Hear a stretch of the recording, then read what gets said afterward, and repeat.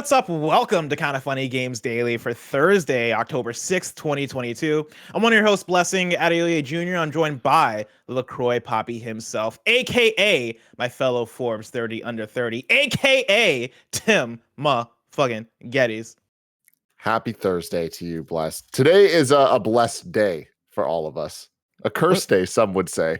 What's that supposed to mean? It was a little over a year ago that we sat in these very positions when we learned that Chris Pratt would be voicing Mario, that Anya Taylor-Joy would be voicing Princess Peach, that Seth Rogen would be voicing Donkey Kong, etc., etc. And today, we're going to see it. We're going to get the face reveal that the world has been waiting for, officially, not from leaked things. We're going to hear that voice come out of those little lips. Did you see the leaks? Did you look at the leaks? Oh, just the one picture? Yeah. Okay, because I can help myself. I saw a picture pop up and I was like, I gotta just look at this. We gotta know. Like, see every detail of Mario's face, which let me tell you, it's definitely Mario.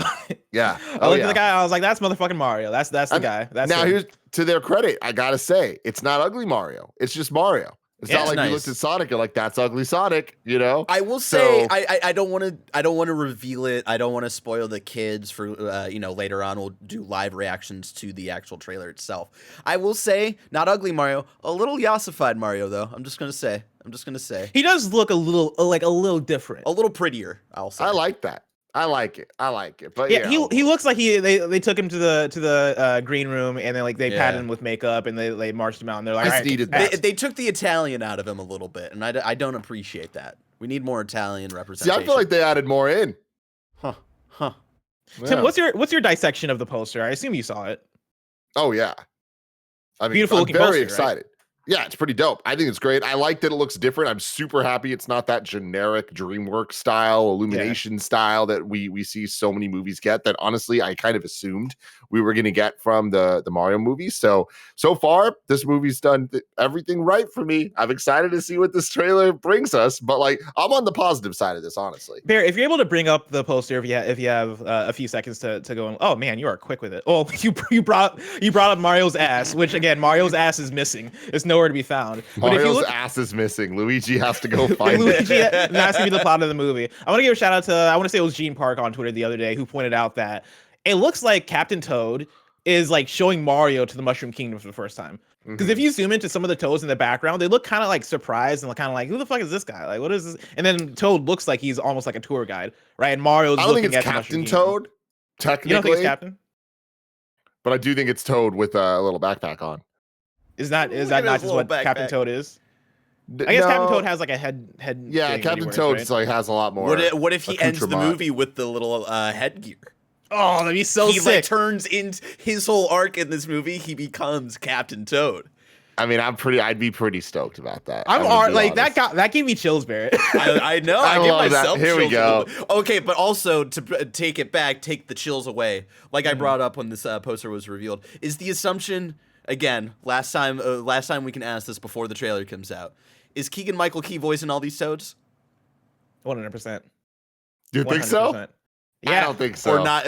Or is it just the main Toad here with the red hat? I want every single Toad in this movie to have the same voice that Keegan-Michael Key uses for his anger translator Obama bit, where it is like, what the fuck is up? I want that kind of Toad. I want Toad to be mad. Yeah, I think it's just gonna be the red one, but you're not totally off, Barrett. I could see them doing that depending on the tone of the film. I want them to lean into it, and he voices every single one. Honestly, Slushy in the YouTube chat asks, isn't the blue Toad the main one? Where have you been? What? Where have you been since the 80s? What? In Mario 2, he was the blue Toad. Okay, that's true. That's actually a good call. That's one game. Every other game it's the only game you play as him. Here's what I want to say too. I think you can't really go wrong with the Toad voice situation, because if you have all these other Toads sound like the modern annoying ass Toad voice, where it is the high pitch, I can't do it. I think Jared Petty does this sometimes, and I'm like, God, yeah, exactly. If every Toad sounds like that, and there's this one Toad that just sounds like Keegan-Michael Key, that's gonna be fucking hilarious. That's the best. I don't think there's any, or you have some of them that sound like that. Yeah, some of them that sounds like N64 Toad, where he just sounds like a fucking baby. It was Toad. You have that high pitched Toad, and then you just have fucking Keegan-Michael Key as the main Toad. No matter what direction they take it in, it's gonna be amazing. I can't wait for this trailer. It's gonna change the game. This poster was the thing that turned me around. I can't wait for it. Of course, are we gonna be live reacting to it, or what's the status on that, Tim? We will be live reacting to that today. Over on twitch.tv/kindafunnygames, youtube.com/kindafunnygames, and youtube.com/kindafunny. We can do that? Is that right? No, hold on. I think we're just gonna be on one of the YouTubes. Just Kind of Funny. We're just doing Kind of Funny? Just Kind of Funny. Just Kind of Funny. Yeah, okay, yeah. Okay. That one, because it's a movie trailer. Gotcha. Yeah, but I mean, it is a video game movie trailer. I know that complicates things, but hey, we have a show called Screencast, okay? Hell yeah. Well, that's going down later today, 1 p.m. I believe is when that's going to premiere. But for now, Tim, let's talk about the news that's happening currently, because today's stories include Need for Speed Unbound looking anime as fuck, PlayStation letting you link to your Steam account, and more, because this is Kinda Funny Games Daily. Each and every weekday at 10 a.m. live right here on youtube.com/kindafunnygames and twitch.tv/kindafunnygames. We run you through the nerdy news you need to know about. If you're watching live, you can correct us when we get stuff wrong by going to kindafunny.com/you're wrong. If you don't want to watch live, you can watch later on youtube.com/kindafunnygames, roosterteeth.com, or you can listen later on podcast services around the globe by searching for Kinda Funny Games Daily. Remember, you can use Epic Creator Code Kinda Funny on all Epic Store and Epic in-game purchases like Rocket League and Fortnite to help support the channel. To be a part of the show, head to kindafunny.com/KFGD to write in with your questions, squad ups, and more. And remember, patreon.com/kindafunny will get you the show ad-free, plus a bevy of bonus content like Kinda Feudy and like the shit list. So look out for that. Housekeeping for you. A new Kinda Funny Gamescast is up right now, featuring Janet Garcia talking all about Gotham Knights, Andy and I talking about Overwatch 2, and our time hopping back into Mario Maker 2. That is up on youtube.com/kindafunnygames and on podcast services around the globe. Then, in case you missed it, we got some new merch. Merch of the month is the Studio Bomber Jacket designed by Nick at Campfire Design Studio that Tim motherfucking Geddes is wearing right now. Let me tell you, Tim looks so fresh in it. It's good. It's real good. Is it comfy? Is it comfortable? It's very comfortable, very light, very different than the PS I Love You bomber jacket that we had before. That one's a little thicker, like a little more. It's puffy. It's for the warmth. This one's one of them lightweight ones you can just bundle up and take with you everywhere. Kind too. Oh, dude, me too. Because it's more for fashion at that point. And yeah, I love it. For fashion over function, which I'm all about that fashion over function. And look at the inside. Come on. Oh, look at that design. So cool. Topography. That Nick at Campfire special touch right there. Is that like California topography? It is. Oh, that's really cool. It actually is. Wow. Damn, look at that. If you're an audio listener, I implore you to go to the video version and look at this, because this bomber jacket is insane. It looks amazing. But speaking of something that looks insane and amazing, the work from home shirt designed by the up-and-comer Andy Cortez is also up on kindafunny.com/store. And I love this thing as well. Really good design. It's gonna be one of the ones where actually under this, I think I'm wearing like another work from home shirt, like the one that we had at the beginning. OG. That was like, I think this was a Patreon exclusive. Here, I'm stripping in front of all you. Yeah. Love it. I love this shirt that I'm wearing, but then I also love this new design. I think it's gonna be one of those. It's gonna be one of those nostalgia ones where 4 years from now, I'm gonna look back at that shirt and be like, damn, we worked from home for 2 years. Yeah. Like over 2 years, almost 2.5 years. Almost 3. Fucking wild, man. Absolutely insane. But go check those out. kindafunny.com/store. And then, of course, it is finally happening. Friday the 14th, we're moving into the spare bedroom, our 5,000 square foot state-of-the-art studio in San Francisco. And you're invited to the marathon stream to end all marathon streams. It starts at 10 a.m. Pacific time. Cisco will be here. James Louise Williams will be here. And we'll be doing some of your favorite bits live while funding a whole bunch of brand new Kinda Funny content. You don't want to miss it. Friday, October 14th at 10 a.m. Pacific time. Now, that means that next week will be different. Monday the 10th, we'll record KFGD and the final Kinda Funny podcast from home, but all other content except for Greg's Gregway vlogs on Patreon will be canceled as we move in and prep for Friday the 14th stream. You do not want to miss it. Tim, how hyped should people be? I don't think people should ever have been more hyped for a Kinda Funny thing than what we're about to do on October 14th. And I say that without any hesitation at all. I've made many hype trailers in my day. They're kind of my favorite thing to do. I have outdone myself with what we're doing with the reveal of this studio. I swear to God, it is about to be the dopest thing ever. There are so many elements on October 14th that are going to blow people's minds. But I'm telling you, the first reveal of the studio for the first time, my greatest work. Wow. I was really scared because it sounded like you were about to say, I don't think people should be hyped at all. Yeah, I was thinking that too. I was like, oh, damn, this is very unlike Tim. Don't be hyped at all. What happened? Who replaced Do not be hyped. Reason. Just scroll. Thank you to our Patreon producer, Fargo Brady, on YouTube. Today we're brought to you by NZXT and Chime, but we'll tell you about that later. For now, let's begin with what is, and forever will be, the Roper Report. It's time for some news. We have 7 stories today. A baker's dozen. Starting with our number one, Tim. I have a need. A need for what's speed. that need for? Yeah, it's baby. For speed, Tim. Need for Speed Unbound has finally been revealed after many leaks. And let me tell you, it's been one of the ones where I've been biding my time. Because, like, I prep Kinda Funny Games daily every single day. And every single day this week had new Need for Speed leaks. And I was like, is this the day it makes it to the show? I don't know, man. We have a lot to talk about. And finally, it's officially revealed. We can talk about it in official capacity. So we don't have to fucking speculate and do all that stuff. We can just talk about the stuff that we see in front of us. And let me tell you, the stuff that we see in front of us is very interesting. I told you, Bless. I told you. This is Cat Bailey at IGN. A new Need for Speed will be arriving on PS5, Xbox Series X, and PC this December, featuring the return of Criterion as the lead developer for the first time in close to a decade. Titled Need for Speed Unbound, Criterion's long-awaited return to the racing scene will utilize new-gen consoles and the Frostbite engine to deliver 4K 60fps visuals in a free-roaming open world called Lakeshore. The physics will run at a high frame rate as well, offering, quote, more control and nuance to the physical movement of cars, end quote. More control and nuance to the physical movement of cars. All right, cool. That comes from the creator-director, Kieran Crimmins at EA. And it's just the fact that, like, the physical movement of cars, like, as opposed to the what movement of cars? You know, the spiritual movement of cars? The mental movement of cars? I digress. A trailer released Thursday offered fans their first look at the newly revamped art style, which is meant to reflect the franchise's return to its street racing roots, as well as the input of rapper A$AP Rocky, who will have his own mode in the new entry. Its emphasis on art and graffiti will extend to the gameplay, with burst nitrous boosts rewarded for stylish driving. Quote, Need for Speed is about trend setting.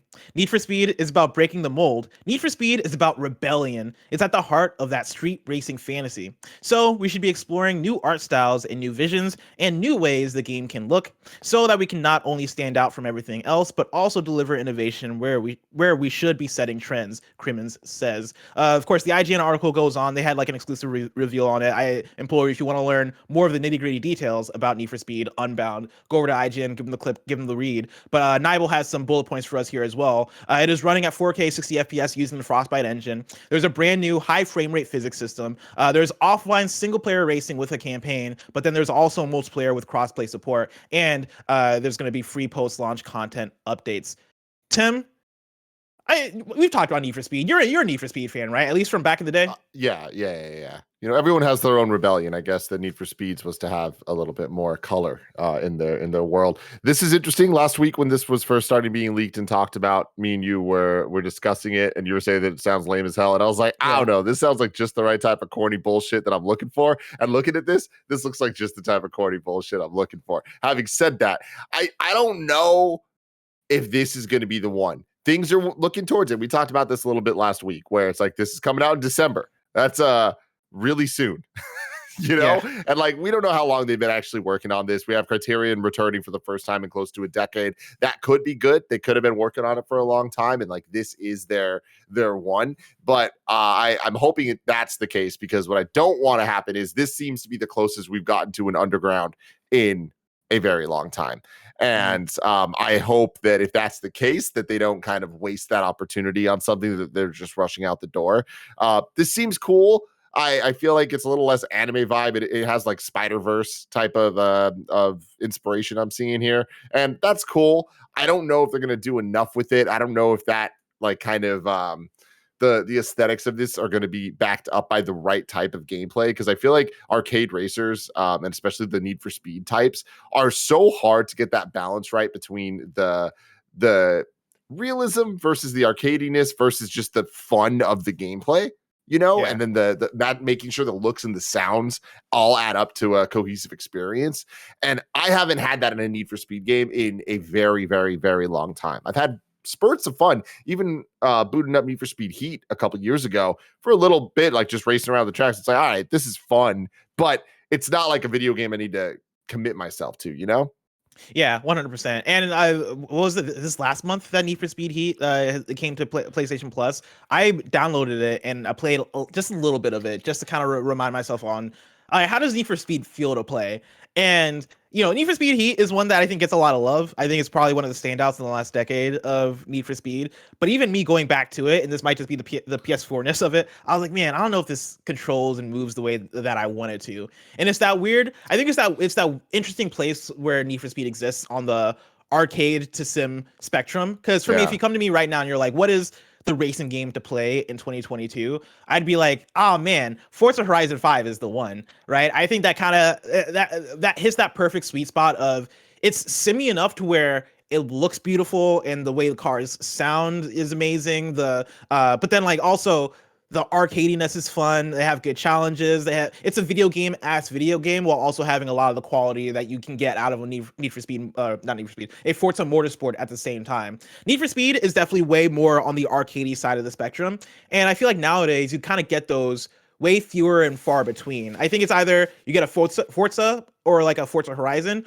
or you're getting a cruise and blast or like a kart racer or something that's on the way other end of the, hey, we don't really need to think about realism whatsoever about for this, right? Let's just have fun. Need for Speed is kind of in the middle of that, where it is an arcade there's the burnouts racer as well, right? Like there's like that other side of things, and especially when you bring Criterion into it. So yeah, but we haven't gotten a Burnout in so long, and what I want to see is for a Need for Speed / Burnout game to come back and really cement that no, this specific portion of the spectrum can still exist and still actually be a banger. Because I go back to Burnout Paradise Remastered, and guess what? That game is still a banger. That game is still really fun, and I think I don't think there's anything about like these type of arcade racing games that have aged terribly necessarily, right? I don't know what it is that we haven't gotten as many in the last decade or so. Maybe it is just the fact that, hey, these are expensive to make, and so we're gonna make them. We got to go all the way in the Forza sense, or we got to just like make it really fun and really speedy and make it about the arcade shit in the cruise and blast sense. With that though, like to what you were talking about earlier, right, with Criterion, I'm also fascinated to see what they bring to the table. It's been Ghost Games that have been making the most recent Need for Speed games that, for me, haven't been hitting. Criterion is a developer that I love, right? Criterion are the ones who made Burnout 3. They made Burnout Revenge. They made Burnout Paradise. And then they also worked on things like Need for Speed, Hot Pursuit. But then also, since then, they've done a lot of support work for EA. I've been wanting for Criterion to come back and really get back to the racing game roots. And ideally, I would have wanted that with Burnout, right? Like, I don't know why EA decides to just keep Burnout Need for Speed on ice. Burnout. Need for Speed Burnout would be so good. And even it when I forget if it was Heat or the one that was before Heat, where they revealed the trailer at E3, and it kind of looked like that. Like they showed Destruction, they showed Fast Speed, they showed all that stuff that looked like Burnout, but it had Need for Speed in the name. But it just didn't pan out to be that.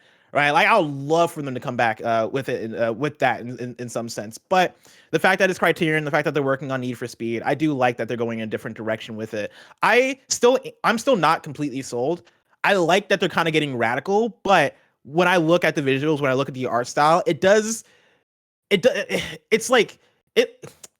It doesn't work as much for me, right? It doesn't work together, right? And maybe that's the whole point of it, is they want these realistic cars, but then they want the bursts of animation and the Spider-Verse style stuff, but it looks weird to me. It feels like an imitation. Like you look at it and like it either looks like, oh, it's anime inspired, or oh, it's Spider-Verse inspired, but it doesn't.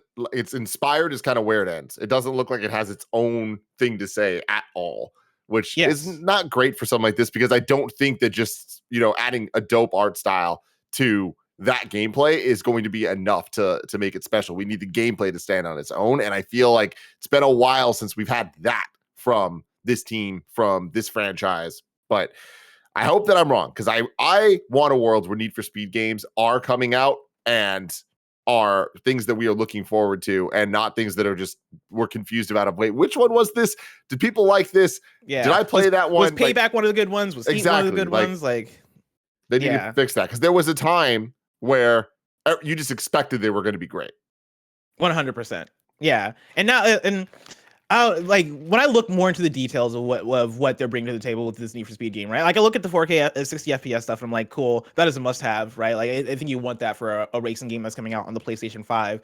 But then also like then talking about the open world and all that stuff. I believe Heat had an open world as well. Like that's not new, but I think there's stuff they can do with that, especially if they're going for that underground vibe of like, underground street racing. Yeah, bring that to the table, see where you can go with it. Then talking about the ASAP Rocky stuff in the campaign where ASAP Rocky is going to play a character. All right, cool. Like, let's see what that's about. I think that's the kind of that's the kind of thing people want from Need for Speed.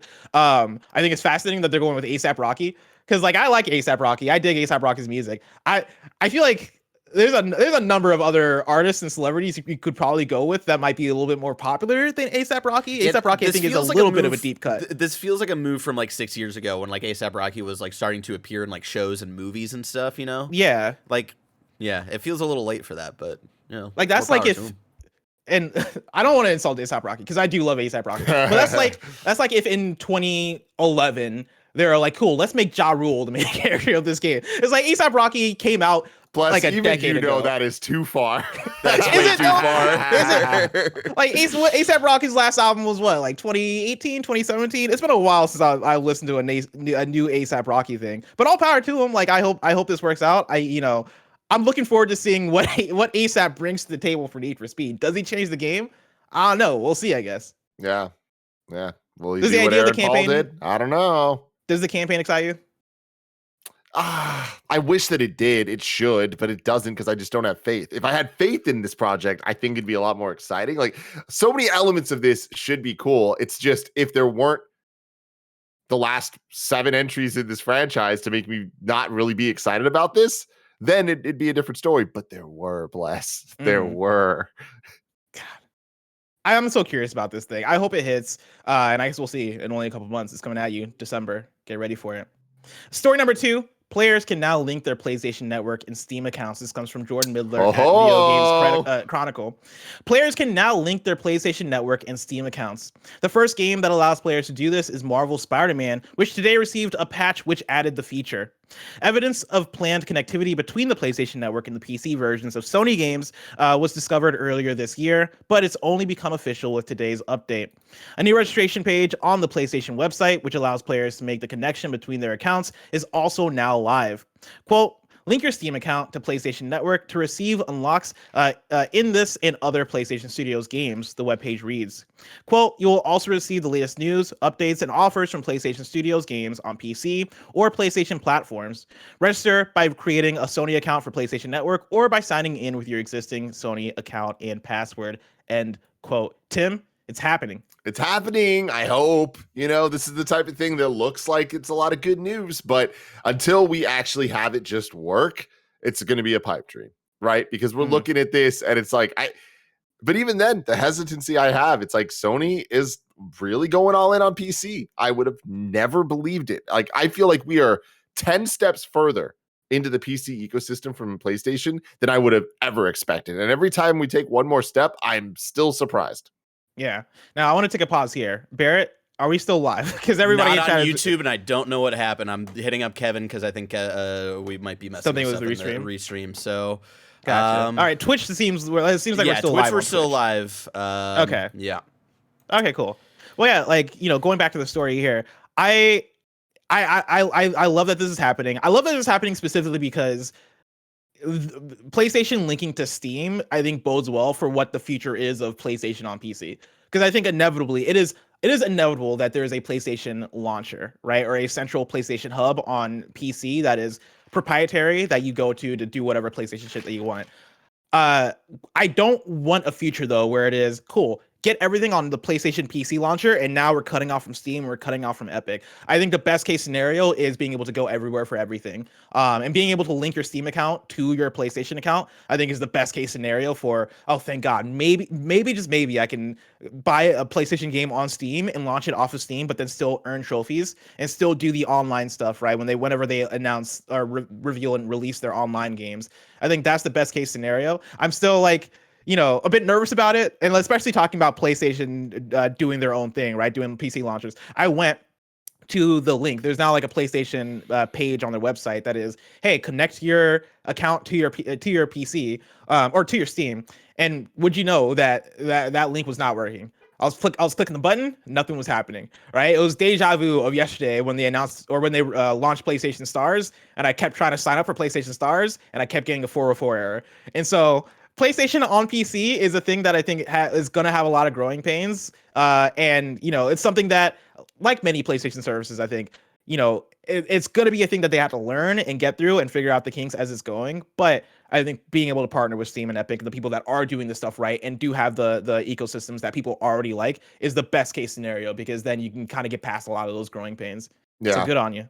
Yeah, I agree. I think that is best case scenario. I don't know how likely that is, especially when you start thinking about the ramifications of that for their business, where Microsoft already made the decision to triple down. And it's like, yeah, if you own the game, you own the game. And if it's Game Pass, it's Game Pass, and there's PC and Game Pass, Xbox and all that. Whereas with PlayStation, if you're linking the accounts between stuff, it's like they want you to buy the game twice, right? They don't want you to get the PC version free if you have the PlayStation console version already. I think that's where it's going to start getting dicey, and they're going to have to make some decisions, because like right now, as far as I know, all the games that you can link your PC or like Steam or Epic or whatever to the PlayStation console side, they're free to play games, which is different, right? Like the monetization's a completely different strategy there. So I can't imagine them necessarily wanting you to be able to buy God of War on Steam and then be able to play it on PlayStation. And I think people would expect that functionality if your Steam account could log into your PlayStation. You get what I'm saying? Yeah,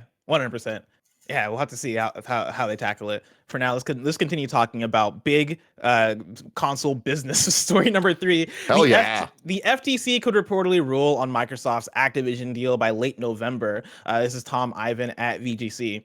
The Federal Trade Commission, aka the FTC, could reportedly rule on Microsoft's proposed acquisition of Activision Blizzard by late November.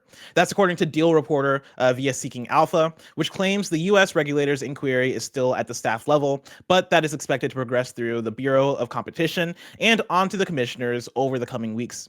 The publication's sources claim FTC staff have significant concerns about the $68.7 billion merger, and that the regulator has been engaging with a number of competitors opposed to the transaction, including Sony and Google. Now, that's the end of that story, but I do want to bring in another story. This comes from Benji Sales on Twitter, who tweeted out yesterday that it appears that Brazil has just approved Microsoft's acquisition of Activision Blizzard with no restrictions. And then he follow-ups and says that Brazil also adds that it's not their job or role to protect Sony/PlayStation's interest or position. And even if Call of Duty or the Activision catalog goes exclusive to the Xbox ecosystem, they don't believe it makes the market anti-competitive. And so, yeah, we're gonna hopefully see results by late November on the FTC dealing. But Brazil is cool about it. Brazil is like, yo, it's chill. It's all good.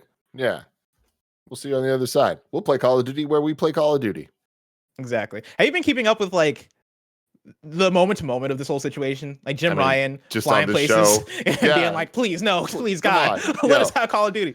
Yeah, I just can't wait for it to be over, man. I just like, I keep saying this and I'm a broken record, but I hate the fact that like both Xbox and PlayStation have to say ridiculous statements that either are just facts that when you say them sound stupid, or they're saying things that we're all looking at like, that is such a stretch of the truth, but it's like they have to do it. They have to say these things, and then we're all just commenting on them because those are the things being said, but they have to be said. It's awkward as hell, and I just want this to end. It's that thing of like when we see certain, like when you see fan games get made, right, that are like, hey, here's another Metroid 2 remake, and Nintendo goes after them, and people are like, what the fuck, Nintendo? But Nintendo's like, we're about to put out a Metroid 2 remake, and we can't let this trademark get lost, right? We have to do this. And also, I'm sure to some extent Nintendo wants to do this because they're Nintendo. But on some extent, they have to do it, right? I feel like that kind of comes back to a lot of how this is getting treated, where people are fucking going off on Jim Ryan because of the statements that are being made, and because he's flying to fucking wherever to, fight this acquisition.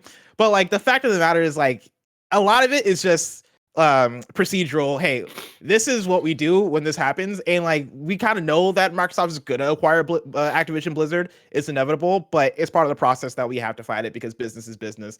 But it is funny to see. It is funny to see them talk so openly and frankly about shit that has this like, what the fuck? Like, all right, cool. I guess Call of Duty really means something to PlayStation. And the fact that Microsoft has a website now where you can go to like explain, hey, none of this is nefarious. We think it's good for business. We think it's good for competition. We think it's good for everything. Like, it's fascinating to watch just on the big business level. I mean, it just gets funny because the more you talk about it, inevitably you're going to say something that's ridiculous. Like you just said, without trying to be funny, you just said a line of Jim Ryan flying to Brazil and places to fight the Activision, as if it's like he's fucking Rocky getting in there, like fighting off this, like he's run up the stairs. Exactly. I love it.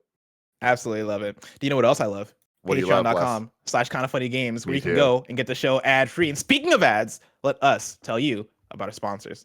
Shout out to NZXT Canvas gaming monitors. We are huge fans of NZXT here at Kinda Funny. And I gotta say, these monitors, they're Andy Cortez approved, Kevin Coelho approved, and Tim Geddes approved because of their sweet 1440p resolution with 165 hertz refresh rate and 1 millisecond response hits. That sweet spot for gamers due to the balance of picture and performance. And now available in a 1080p 240 hertz version for the most competitive of gaming situations. They're available in 27-inch and 32-inch curved displays, variable refresh rate support for all of the major GPUs. You can get the monitor just alone, you can get it with a stand, or you can get it with some pretty cool mounts. There's built-in software support with NZXT Cam that lets you control all your monitor settings directly on your PC. No need to mess with the clunky hardware menus to lock in your desired settings. They thought of it all. It's sold exclusively on nzxt.com. You can learn more about the NZXT FHD Canvas gaming monitors at nzxt.co/KFGFHD. That's nzxt.co/KFGFHD. Shout out to Chime for sponsoring this episode. What's the first thing you do when you wake up? Is it checking up on your credit score? I don't think so. At Chime, that's exactly what they do. With their secured Chime Credit Builder Visa credit card, you can start to build credit with your own money. All of this with no annual fees, large security deposits, or credit checks to apply. You can start your credit journey with Chime. Sign up takes only 2 minutes and doesn't affect your credit score. You can get started at chime.com/KFgames. That's chime.com/KFgames. The Chime Credit Builder Visa credit card is issued by Stride Bank NA pursuant to a license from Visa, USA Chime checking account, and $200 qualifying direct deposit required to apply for the secured Chime Credit Builder Visa credit card. Regular on-time payment history can have a positive impact on your credit score. Impact to score may vary, and some users' scores may not improve. Out-of-network ATM withdrawal fees may apply except at MoneyPass ATMs in the 7-Eleven or any Allpoint or Visa Plus Alliance ATM. Get your credit journey started with Chime. Sign up takes only 2 minutes, doesn't affect your credit score. Get started at chime.com/KFgames. Story number 4. Blizzard is scrapping that phone number requirement for Overwatch 2, at least for a majority of players. This is Logan Plant at IGN. After negative feedback, Blizzard is scrapping Overwatch 2's requirement for a non-prepaid phone for most players. The change should come into effect this Friday, October 7th. In a forum post, Blizzard community manager, GOTY wrote, quote, "We designed Overwatch 2 to be a live service, which enables us to be responsive to a variety of player feedback. We have made the decision to remove phone number requirements for a majority of existing Overwatch players. Any Overwatch player with a connected Battle.net account, which includes all players who have played since June 9th, 2021, will not have to provide a phone number to play. We are working to make this change and expect it to go live on Friday, October 7th. We'll update players once it is in effect," end quote. The SMS Protect system was intended to help curb cheating and disruptive behavior from players, and it will remain in effect for those making brand new accounts. Quote, "Accounts that were not connected to Battle.net, as well as new accounts, will still have to meet SMS Protect requirements, which helps to ensure we're protecting our community against cheating. If a player is caught engaging in disruptive behavior, their account may be banned whether they have a new account or not," reads the statement. The post ends by saying the team will, quote, "make further adjustments in this area if it is required," end quote, end quote. The statement does not confirm whether the previous block on prepaid phone numbers has been removed, and we've asked Blizzard for a comment. Tim, have you been keeping up with this phone number situation for Overwatch? I have, unfortunately. It sucks, man, because like it's one of those things where there needs to be solutions in place to cut down on the cheaters and all the bots and the proxy bullshit. But then also it's like, hey, video game developers maybe don't require things that people don't want to give out, and like some people don't have the means to give. Like this is like one of those interesting things. I remember for a very long time, from like 2004 to 2011, I didn't have enough money to have a cell phone, so I just didn't have a cell phone. That made my life very difficult for so many reasons, and this type of shit every once in a while would just totally fuck me because I didn't have a phone that I could use. And it's like, what am I supposed to do? Yeah, and that's basically the whole use case here, right? Like as this story was popping up the other day, when I first saw the headline of like Blizzard's requiring you to use phones and players are really mad. I was like, well, do we not have phones? And then looking into the story, I'm like, oh, okay, yeah, they're blocking prepaid phones, and a lot of people, like a good amount of people, have prepaid stuff phones from Blizzard. Classic. Yeah. I do love that they're changing it, because it did come off that way. I think a lot of people were like, "Yo, I can't afford to like certain plans, so I have to go with this plan." Like, when I first moved to Seattle like 5-6 years ago, I think I had a plan like that. That was prepaid. And guess what? At that time, I was enjoying Blizzard or Overwatch. It was Blizzard the company that did do the meme thing where they're like, "Do you guys not have phones for like mobile games?" That was, I believe it was Diablo Immortal, where Wow. like I think people might have booted, and the guy was like, "Do you guys not have phones?" And so it's a little bit of a repeat of that, but at least they're on it. At least they're fixing it to some extent.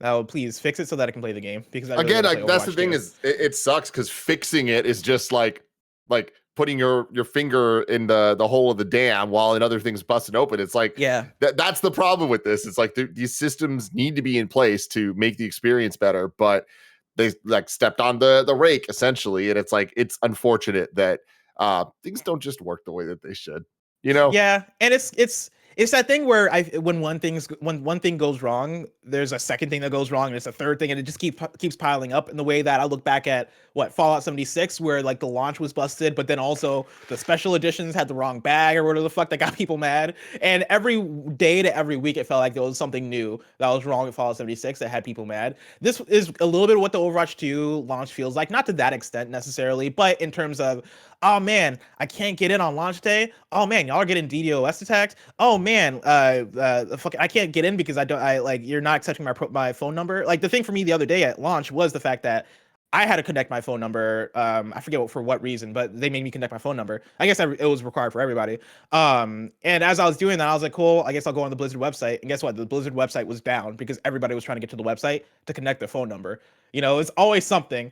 But hopefully, they're able to clean this up sooner than later, because it's been such an unfortunate last couple of days of Overwatch 2 launch. And a game called Overwatch 2 shouldn't have a launch that's this bad. And it's not all on them, because of course you can't really control a DDoS, but even still, man, it fucking sucks.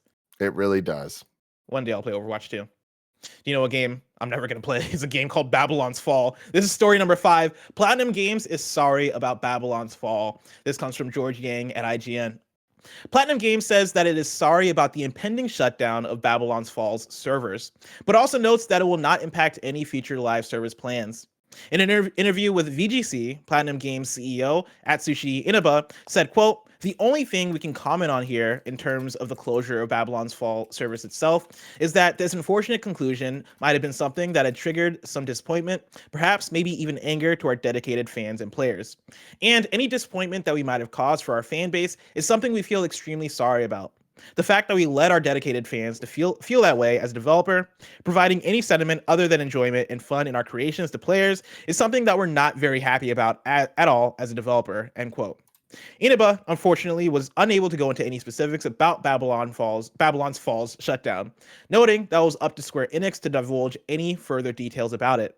However, despite the game's failure, PlatinumGames still wants to invest in live service games. Quote, "There's a lot that we learned from this experience, and it's not changed our future plans or outlook moving forward regarding doing live service games at all. Live service games are definitely something we want to do and put our effort into moving forward," Inaba explains. Tim, Yep. they put their hand on the stove. They got burnt. They and you know what? They're like, fuck it. Let's put our hand on the stove again. Let's keep doing this. Just a little bit. Let's see what's happening. Don't get fooled again. Yeah. I don't know. I'm curious. Like, I want them to succeed, obviously. PlatinumGames is a fantastic developer when they want to be. But yeah, I have such little faith in their live service pursuit. Mainly because none of their games seem like live service games, right? They make fantastic character action games. They make fantastic just action games in general, right? Like, you look at Bayonetta, you look at Nier, you look at Astral Chain, you look at even going back, right? Metal Gear Rising or Revengeance, and the list goes on in terms of, oh, these guys have a specialty here that they should hone in on and like really double down on. And the fact that they're like, nah, man, we can make a live service game. We can do it. I'm like, nah, man, don't do it. Yeah. I don't think that's you, bro. I don't think that's you. It's rough out there, man. Yeah, we really shall. And it's like when you look at these teams like Platinum, that like I really am so interested in what the video game landscape is going to look like in 5 years, even when it comes to groups like Platinum, right? That don't have the publisher distributor arm that we see things like the bigger dogs like the Ubisofts and Square Enixes and stuff have. With all these acquisitions and decisions being made, it's like it feels like Platinum has had hits and misses in a way that no one of their size has that quantity of in both angles, right? Yep. So it's like I really wonder what is going to happen at Platinum. Do you think anything bad is going to happen in Platinum? Do you think that this might be the Platinum's fall? I think, I don't think it's going to be Platinum's fall. I do think something's going to happen at Platinum. I think Platinum is going to get acquired. I just don't know by who or when and what that's going to look like. Do you have any top contenders on who could acquire Platinum? No, I mean, yeah, like Tencent, right? Or freaking like at the Embracer Group, like any of the obvious ones. Like I think it's more likely to be one of those than a PlayStation Sony. Or Xbox. Yeah, but that is also an option. I don't see that happening. Hear me out. Nintendo, come through. Bayonetta has done so well for you, and Platinum, I think, Wonderful has 101, Bayonetta. Wonderful 101. They have the third iteration of that Hero trilogy coming through sometime soon.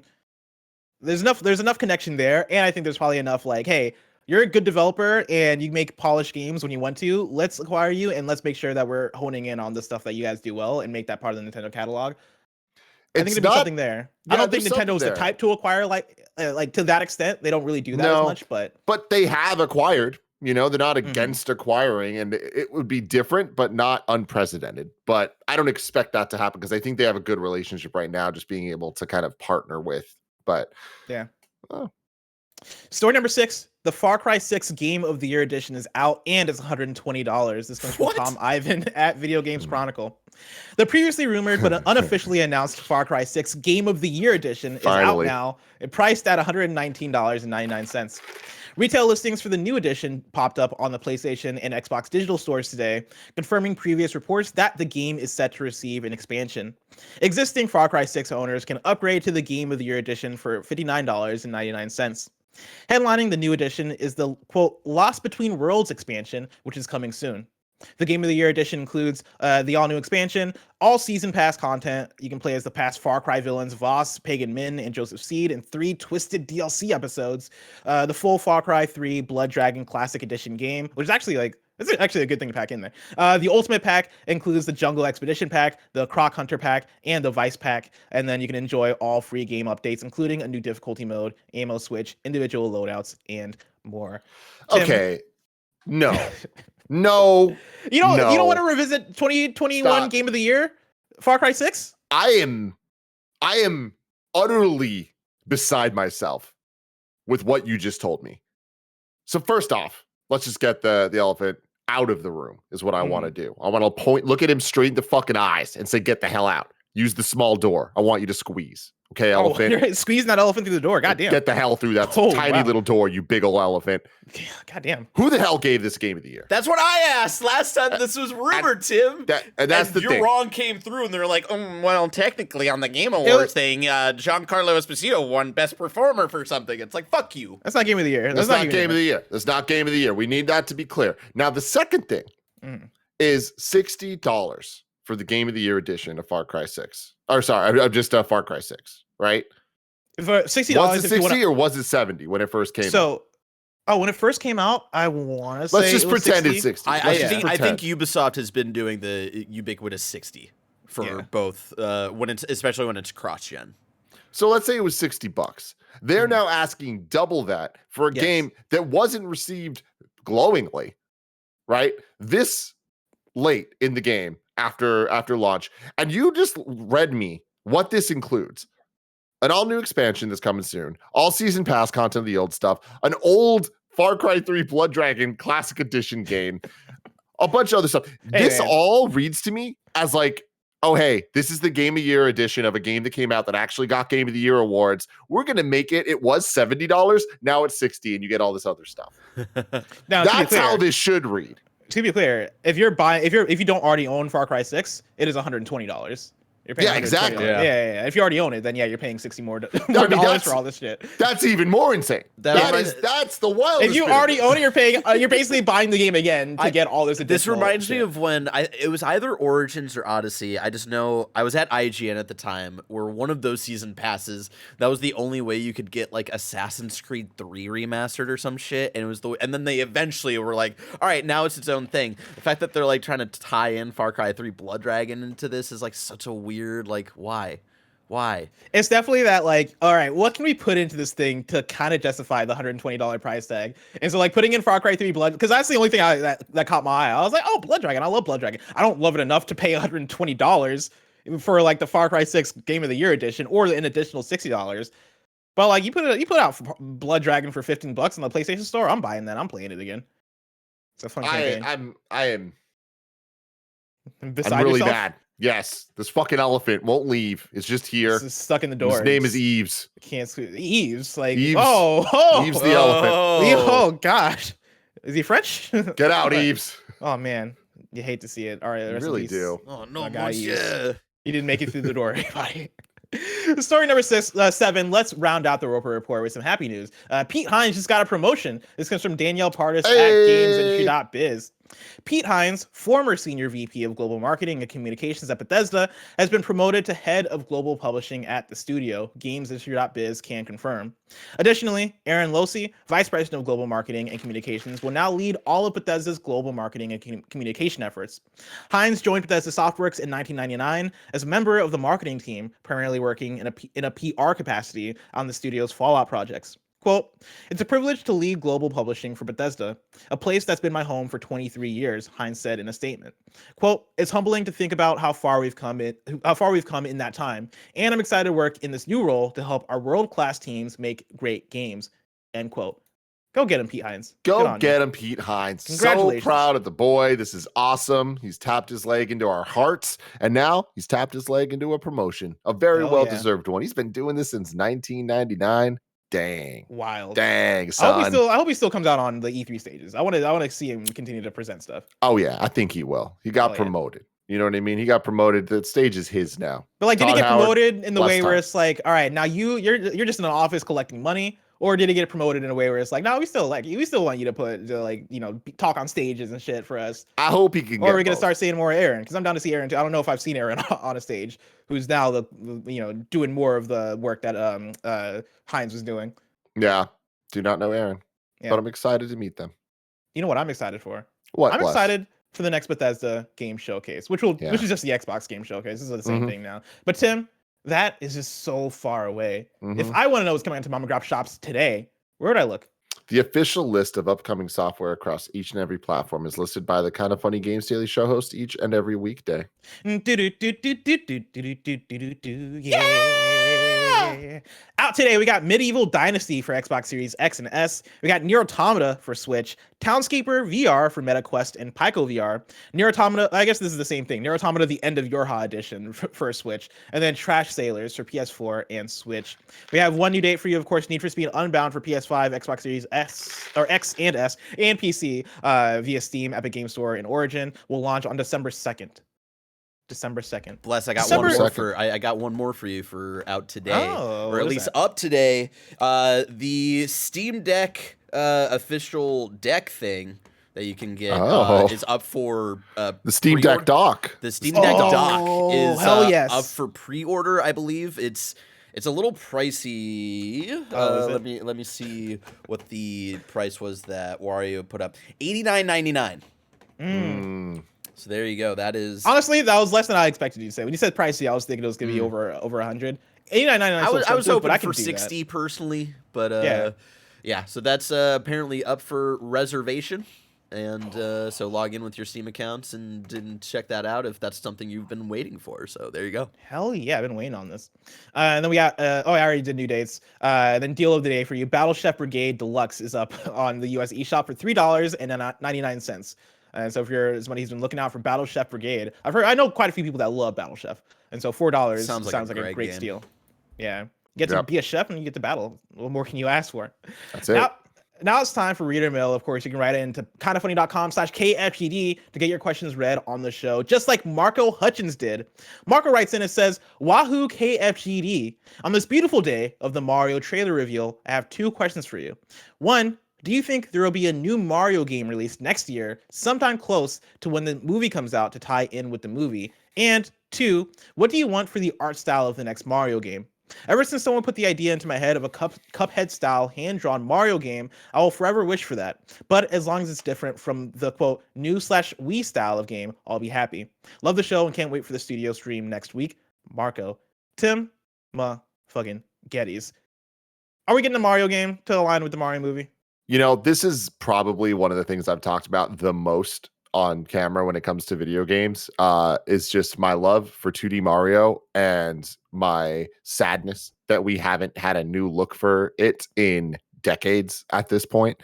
I will never forget sitting at the library in high school, sneaking in E3 updates on the internet, in the computer lab, and seeing the announcement of new Super Mario Brothers coming to the DS. And I was like, oh my God, we're getting a new 2D Mario. This is absolutely wild. And this was after the previous 2D Mario before this. This was 2006. The previous one was Super Mario World 2 Yoshi's Island. Debatably a Mario game. So before that, it was Mario World, right? 91. That's a big ass gap. And even then, we don't get Mario games that frequently, which is wild to think about when it's like the core actual games. Like even the 3D games, we had Mario 64 and then Sunshine, and then we get into Galaxies and stuff. When New Super Mario Bros. Came out on the DS, it had the art style of Mario 64, and they never looked back. Once Mario 64 happened, it homogenized the look of Mario across the board. Mario, his friends, the Mushroom Kingdom, all of it got this very sterile look that was awesome at the time. But here we are, decades later, and every single time we see Mario and his friends, they look exactly the same.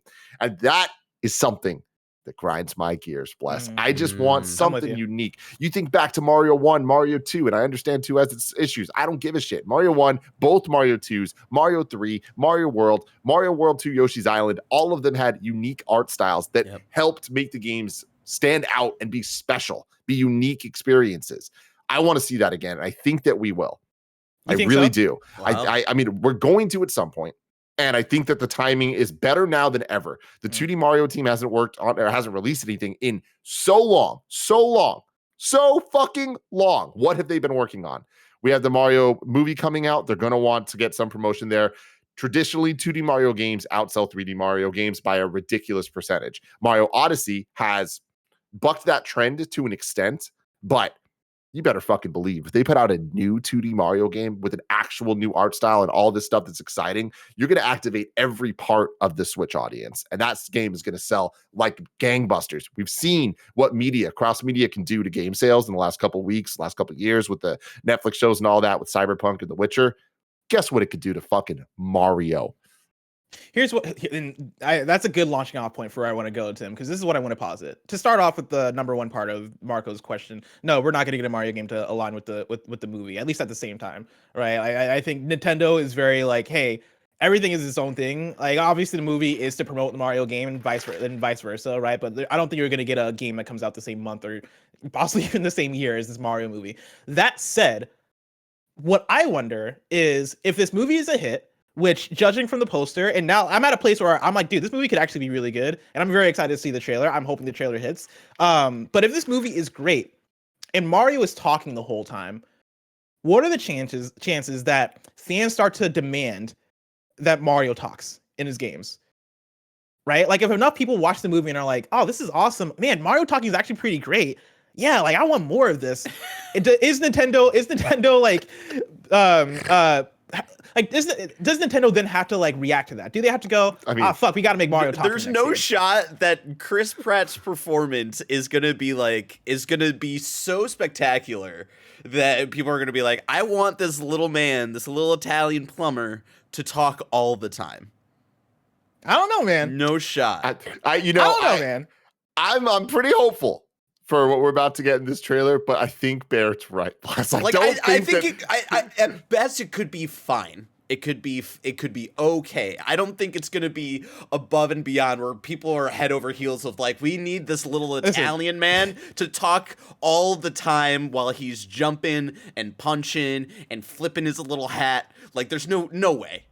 No. People are saying no way Pratt is good. Listen, I'm not the biggest Chris Pratt fan either, but he's pretty decent. Like, he's a funny dude, and like he's done voice acting shit in the past, right? Like he's but been it's in just his voice roles. It's just his voice though.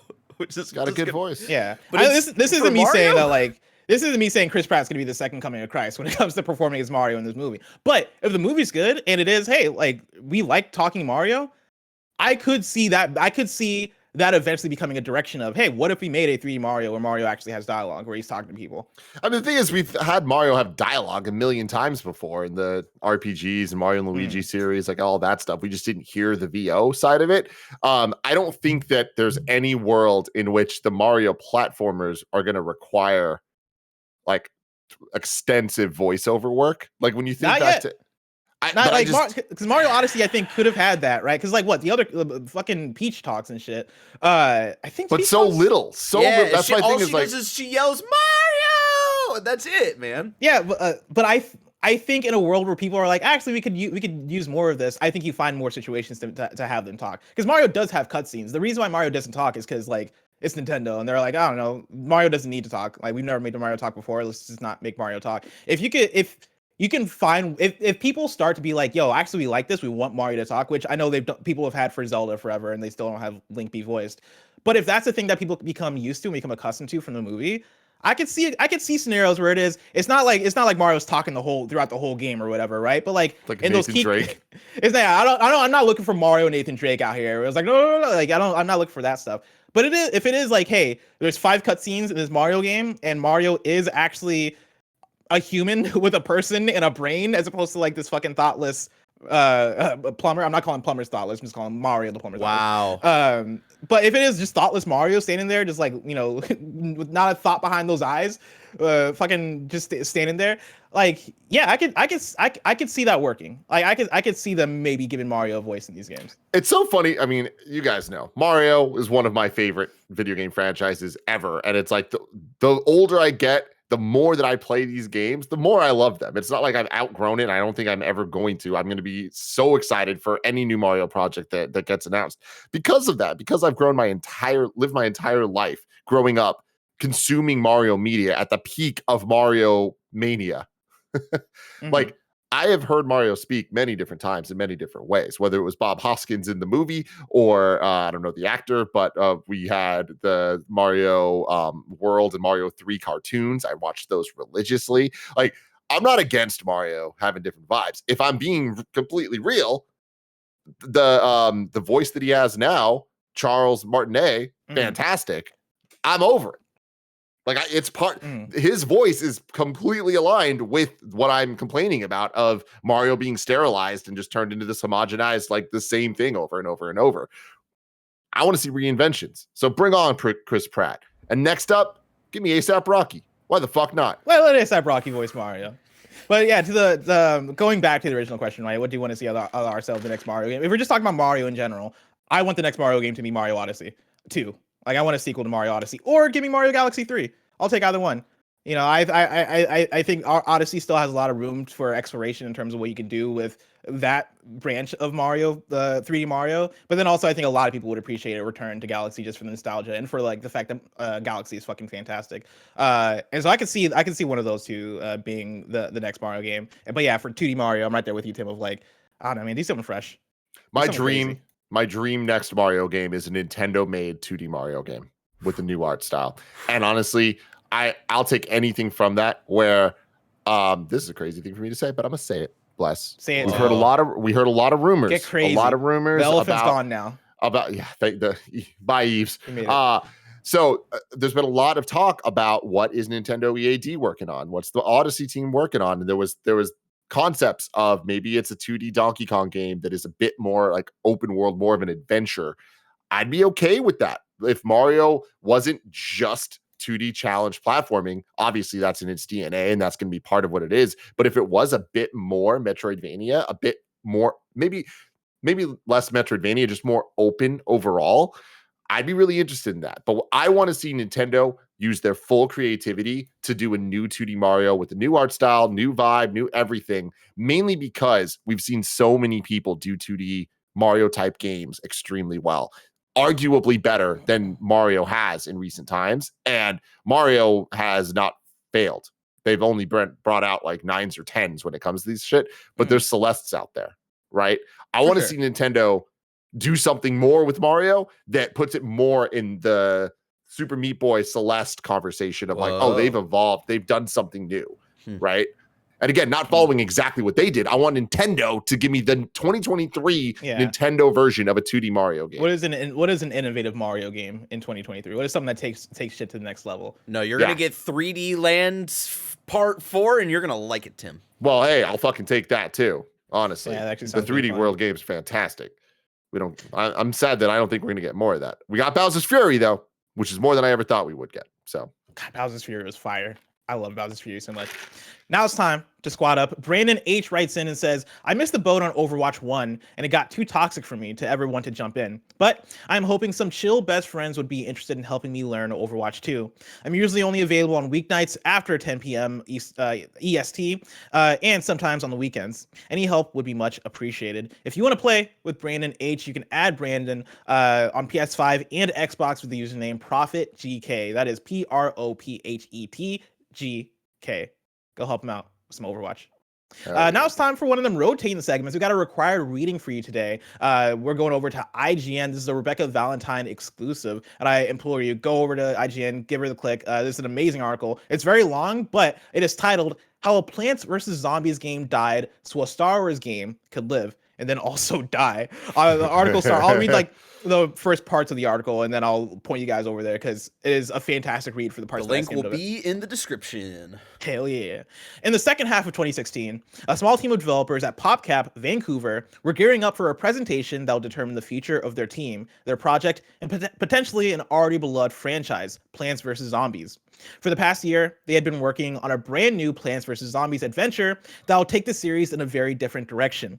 Though they had EA's blessing for their work to that point, it wasn't a guarantee the project would ultimately see the light of day, especially given how ambitious it was. It was called Project Hot Tub, a humorous but vague reference to the 2010 film Hot Tub Time Machine. It was to be an action-adventure game with the open corridor progression of an Uncharted, the combat of something like Batman Arkham Knight, but the family-friendly vibes of a Ratchet & Clank. Project Hot Tub featured a pair of teenage sibling leads who were thrown back in time by a zombie-corrupted experiment, teaming up with familiar plants from the Plants vs. Zombies series to fight off zombie foes across multiple historical eras. But sometimes, even with promising projects, they're dropped for unexpected reasons. In the case of Project Hot Tub, IGN understands it was shut down to extend more resources to Visceral's Star Wars project, which itself was canceled not long after. That's where I'm going to stop, and that's where I'm going to point you again to Rebecca Valentine's article, because all that right there is fucking fascinating. And also wild, because that sounds like an awesome Plants vs. Zombies game. And the fact that like they got pulled off of that to work on a Star Wars game that never came out breaks my heart. That sucks. Yeah, it really does, man. It really does. Oh, this is sad. But yeah, go support Reb. Doing great work over there at IGN. Great job, Reb, on this report. Actually doing journalism stuff. Yeah. Now it's time for kindafunny.com/you're wrong, where you add in, let us know what we got wrong, as we got it wrong, so we can correct it for those watching later on YouTube and listening later on podcast services around the globe. Ignatius says, Peach has talked since Mario 64, where the game starts their VO. I don't know if we got that wrong, but bruh. Yeah. No, we mentioned Peach talked. Yeah. I did her little Mario thing, you know, when she screams. And Bowser's got her, and he's like, I'm going to marry you. And she's like, every single time I see the beginning of Mario 64 where it is Peach, like the Peach letter, I get like maybe the strongest burst of nostalgia I ever can get. So I have a quick story I need to tell. I know we're running late, but I have two things I need to say that I got irrationally angry about in my childhood that I'll never forgive. One of them was Barney. I've always hated Barney since the day I first laid eyes on him, because I was obsessed with Thomas the Tank Engine. Fucking obsessed. He's blue. He's perfect. Okay. Then one day I go to turn on Thomas the Tank Engine, and guess what's on? This fucking dinosaur named Barney. And I'm like, what is happening? And my little brother, Cool Greg, he's all like, I'm 2 years old. And I'm like, hey, what is this? He's like, I love him. And I'm like, no. And he's like, I love you. He loves me. We're a happy family. And I'm like, get the hell out of my house. Get out of that door. Go follow Eves. All right. Then second time my life was destroyed, bless. I boot up Mario 64 for the first time. It loads up. I'm reading this beautiful letter, this beautiful handwritten letter from Princess Toadstool. And it's signed Princess Toadstool. But then she says Peach, and it says Peach. And all of a sudden, there's some Toadstool erasure going on. And I've had to live every day of my life, bless, with this lie that she's now going by Peach. Sure, it's her first name. I get that.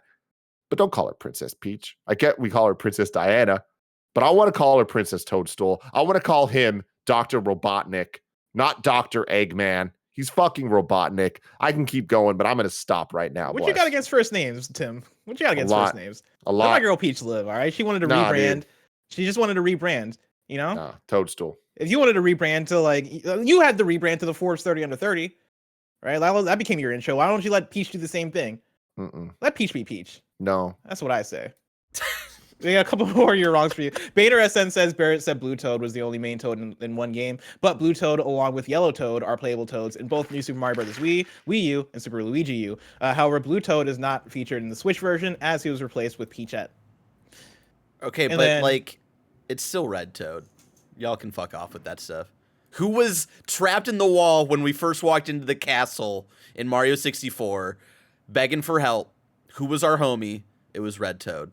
Miss me with that blue and yellow Toad shit. Do you think this might be an era thing? Because I'm with Barrett that, like, it's Red Toad. But, I mean, Blue Toad was the main Toad in Mario 2. Blue Toad seemingly is, like, one of the main Toads in these That was Is it because like, we're 94 babies? No. Toad's red.